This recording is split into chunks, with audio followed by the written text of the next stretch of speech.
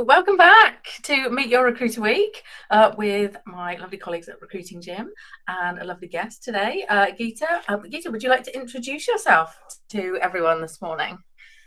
Hey, I'm Geeta Winter. I have been in recruitment since 2006. Various different agencies, internal, external, own my own agency since 2011. Love, love, love, love what I do. You've been taking part in Meet Your Recruiter Week for a little while now. I think you've taken part in lots of them, maybe even I think, if I'm not mistaken, every single one. I try exceedingly hard not to miss them. We really appreciate that. It's wonderful when people come back and support. And yeah, I almost can't believe that you've not been on a live with us about it before. Yeah, no. Exactly. Why is it that you try not to? I knew as soon as I started talking, the tech wouldn't be happy. Hopefully, she'll come back. She's flipping in and out of active, non-active at the moment, so we'll see what happens there. Yeah, if you can hear us, maybe refresh the page, and you should be able to come back. Yeah, go out and come back in again, Geeta, and fingers crossed it'll all work. Good morning, Van. Good morning, Anthony. Do say hello if you're here. So we're already on day 3, hump day, Catherine. Halfway through, what is even happening? Yeah, and also a little milestone as well. We've gone over 500 followers on the hashtag. I was sort of hoping to get there before the week started, but no, not complaining at all. I'm very excited to have hit 500. That feels like a very LinkedIn appropriate milestone. As they seem to like. That's true. It is, isn't it? That 500 followers when anyone's new. Right, Geeta's sharing the love, but can't actually see her. Let's try this again. Yeah, let's put it back to an attendee. We had this yesterday. So Geeta, I'm inviting you on. Don't panic. Don't panic. It looks like it's me, which is weird. And actually, I don't know, Catherine, as your co-host, whether you've got the opportunity to invite her onto the main stage, because it takes that away from me as well. There's definitely almost like she has to invite herself. Yeah. So I'm going to make you co-host, Geeta. That may give you the opportunity to come into the green room and or to go live on stage yourself. We can see you there. We just don't know why it got rid of you. Speaking of tech, are we live everywhere on LinkedIn and things as well? Oh, you're right. I forgot to go and look at that as we were talking. So bear with me. I'll it up. While you have a look at that, I will talk about today's prompt. As you know, we are giving you inspiration for a post on LinkedIn every day this week, and today's prompt is to share an interview tip. So for this one, you could go a few different ways, I think. And I guess I would start by thinking, who's my audience? So possibly if I'm an in-house recruiter, or I do like the more resourcing or sourcing, candidate-focused 180, then most of my audience is probably going to be candidates. So I'm thinking about interview tips for candidates. But if I'm working like more on the BD side, that sort of 180 of the process, then maybe my audience is more potential clients. Maybe it's hiring managers, it's stakeholders, business owners, things like that. So what tips could you offer them? Obviously, if you're a 360 recruiter, you can just pick and choose. So yeah, thinking about your audience, what tips do they need? What questions do you find yourself answering over and over again? You could do a little, frequently asked questions. You could even pop over to, your own website, see if you've got any, if you've got a blog post that's all about this that you could share. Have you got resources that you send to candidates or hiring managers before every interview that you could actually zhuzh up and make a post out of? We've probably got a lot of content that we could repurpose for today's tip. Yeah, lots of things. Definitely. Well, it's given me the chance to invite Geeta back again. So something's happened there, which is great. While we're waiting, though, that sort of leads me to my post, really, because I wasn't sure which way I should go. Should I go for the interviewer or the interviewee? So I went for both. So let me just share this story with you, just in case you missed it on Friday. To me, this is nuts. Okay, so my top tip for the candidate was don't lie. And we'll explain that in a minute. For the interviewer, it was question any red flags. Question, question, question. So the reason for this... think of you, and you're always saying about probing questions, and not taking anything on face value, going deeper all the time. Yeah. So this is a police chief in the UK, Northampton. I'm actually Wellingborough, so I'm like 5-10 miles from there at the moment. Found guilty of gross misconduct and sacked for lying, because when he went for his interview to be police chief, it seems as though no one checked anything. Everyone believed everything that he said. No one questioned it. The most egregious thing to me was the fact that he wore a medal implying that he'd served in the Falklands War. It turns out also they believe it's a fake medal. It's not even a real one, because he was wearing this and they thought it was his brother's, because his brother did actually serve, but he went to the Falklands a few days after it finished. So he wasn't eligible to have the medal until a couple of years ago. And it was after this gentleman had worn this medal. So they do think it was a fake one. He was 15 when the Falklands War happened, and it was a very short war. So there wasn't like there was a time frame. So in 1982, he was 15 and he's got a medal. He's wearing a medal. Falklands War. He also said he'd been in the Royal Navy for 10 years. Well, he'd been in for 2 years and then left. He'd counted his 8 years as a sea cadet as part of his 10 years. So again, that was from the age of 10. So from 10 to 18, he's counted these years. So no one's checked the years. No one's questioned in on what he did and what rank he necessarily got to, because he just lied on everything. And you just think, how could that happen? Especially in the police. Surely, if you're going to interview someone, that's where the biggest amount of checks are going to be. My ex-husband was a police officer, and he nearly didn't get in because he'd hadn't said that it was a TV license issue. He was in a house with many others. He didn't have the TV, but he opened the door, so he's the one that got the fine. And he really didn't get in because he hadn't disclosed the fact that he'd got this fine to start with. But as soon as he was asked, he told them the story, and they were like, "Oh right, okay, yeah, that happens." So be aware of that. If you haven't got a TV license, if you're the one that opens the door, you're the one that gets it. It doesn't matter whose TV it is, even if you're visiting the house. That's a bit weird, isn't it? Geeta's back. Brilliant. Yay. Can we hear you, Geeta? Yes. Yep. Fabulous. So we were just sharing some of our ideas with regards to the what people could use as their top tip for interviews. So, Geeta, what would you say is your top tip for an interview?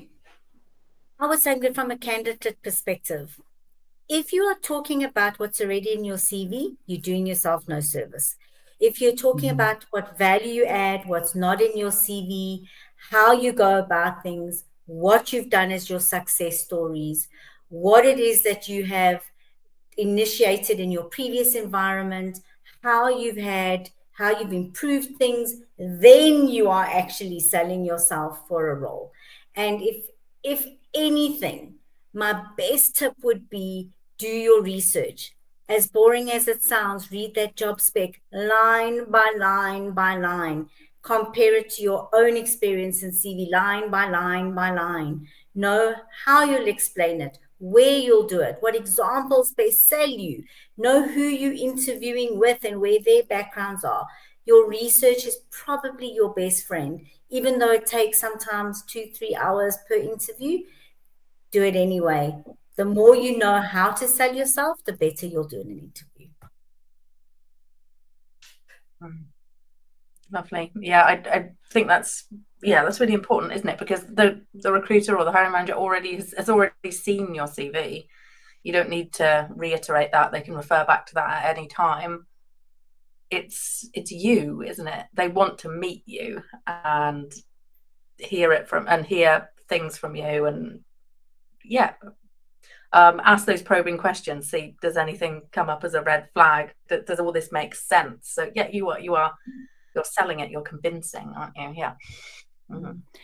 It's also that opportunity to highlight your achievements and accomplishments, because they don't always jump off the page, do they? And again, you tend to list them. It might be a bullet point. So talking through the process and actually getting to share what you did. And that was always a key question for me as a recruiter. When anyone started talking about these amazing things, one of my questions would always be, and what part did you play in this? Because it could have been a team effort and they're taking all the glory for something they did 1% of. So often people write a copy and paste a job description. So it's not necessarily, that's what your role said you should do. But we all know that if you ask enough questions, there's often more that you do than that is what was originally in your job description. And sometimes as job descriptions change, so does the role change.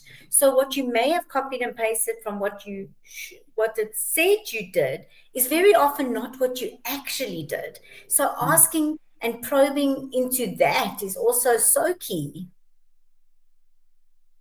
Yeah, it brings the person to life as well. You're much more likely to remember them. So from a recruiter's point of view, you want to stand out to them. You want to leave them with something that they remember. So when a job and a role does come up, they go, oh, remember that person? And there's that trigger. And hopefully they'll have put it in the notes so that they can find you and search for you, because it's not just about the skills. Yes, make sure you skill up your CRM and you've got all those details in there, but it's those little stories that sometimes can be triggered when you're taking a job description that say we're looking for someone that's got the ability to do something like this, and you're like, yes, I've got one of those. Let me go find them. So you've got to stand out, but it's got to be truthful. And that's where so many people, I mean, we always used to bandy about that something like 70% of CVs have got a white lie on them. They're not necessarily like our police chief, total blatant lies, but white lies, something, and maybe something hidden. It's the truth, not the whole truth. We had we've got our post office inquiry going on at the moment, and the gentleman that helped to create the system that messed everything up. I don't know if you're aware of this, Geeta, whether it's gone worldwide, but we've had lots of post office masters go to prison. Some committed suicide because they were accused of taking money from the post office. And we're talking hundreds and hundreds of people here, like 800 people.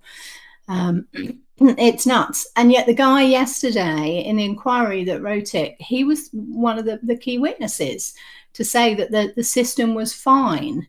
And they questioned him and said, well, you knew that in some cases it was going wrong. He goes, oh, but I didn't believe it was in this case. So for this branch, I thought it was fine. And I go, well, you said to you put an oath that you'd tell the truth and the whole truth. So did you not feel that was the whole truth? Okay, you might think it's okay here, but there are so many other branches where this has happened and it's gone wrong. And he was adamant, and he was like, oh no, I think that was fine. I mean, it gobsmacks me how people can just blatantly lie like that. And unfortunately, that's our life. Geeta, you said something in the green room beforehand about people being a recruiter. Yeah, I said one of the biggest things I try to remember as a recruiter, if your product has a brain and a personality, literally anything is possible and can and will happen, because we cannot control people. We can control process. We can prep people as much as we think we humanly can, but humans will be humans, and you cannot control that. So you need to control the controllables and know that if it could happen, it might. That's a really good piece of advice for any recruiter, whether you've been in it a long time or not, because it does surprise me sometimes. But these hints and tips for interviews can certainly help cut out some of the things where you think, oh, I should have asked that, or the candidate going, oh, I should have said that. So we're going to pull all of those together. We'll be creating an ebook from that. Charlotte's my ebook magic lady, unfortunately, she's on maternity leave at the moment, so it may be a little bit longer than normal, but that will come out. But of course, follow the hashtag if you haven't already. Thank you for the 500 that do.